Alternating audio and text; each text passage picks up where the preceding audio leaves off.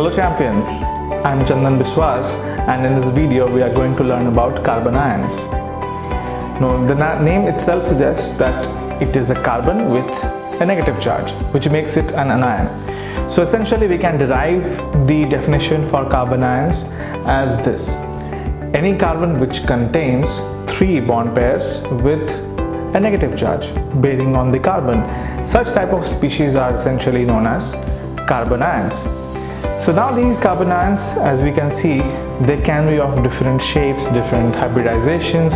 Let's try to learn more about them. Few examples of carbon ions are this. This is a methyl carbon ion. As we can see, this is CH3 minus.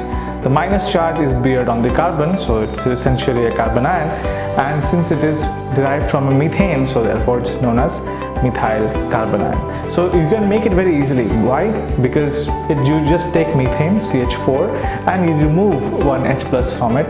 That will give you nothing but the carbon ion. So this is one example of carbon ion. Another example, which is ethyl carbon ion. As we can see, CH3 CH2 minus.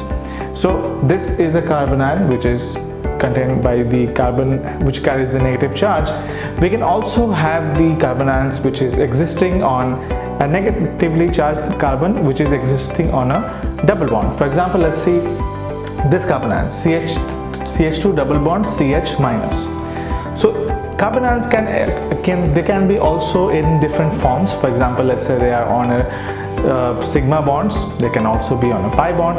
So these kind of carbon ions are there. So these are a few examples by which we can judge any carbon ion or not.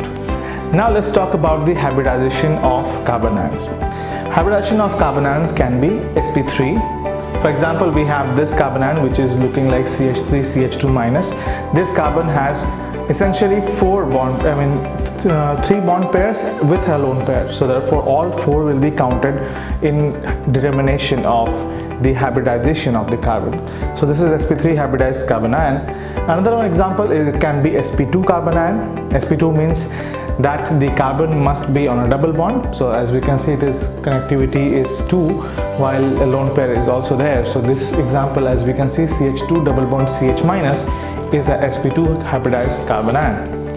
The third one is sp hybridized carbon ion, which is basically a negative charge existing on a triple bonded carbon like this, CH triple bond C minus.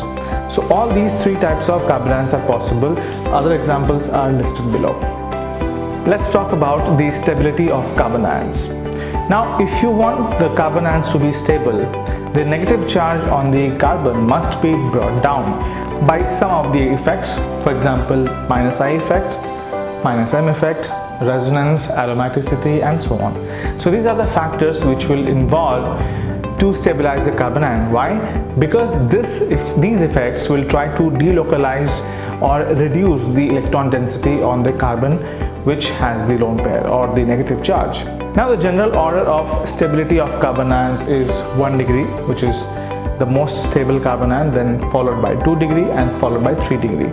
The examples for these can be compared on different basis. Now let's try to understand how can we compare upon these conditions of stability of carbon ions in different scenarios. Let's talk about these 2 carbon ions. One is CCl3 minus and another one is CF3 minus.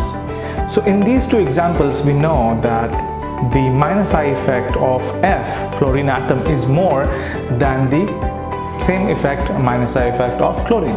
So if we have to compare the stability of carbon ion, we can easily go for CF3 because the negative I effect, negative inductive effect, is much stronger for CF3 as compared to CCl3. So this is how minus I effect is balancing the negative charge, so therefore making it more stable. The next example we can see here that this is a cyclohexane with a double bond, and the double bond and negative charge are in conjugation with each other. So this is resulting in a resonance stabilized carbon ion.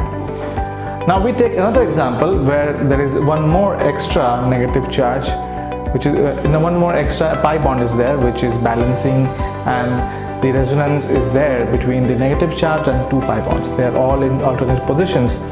This effect will let the carbon ion be more stabilized by extensive resonance. So more stabilization due to resonance means this one is more stable than the former one. So this is how the resonance also stabilizes the carbon ion. The next example is this.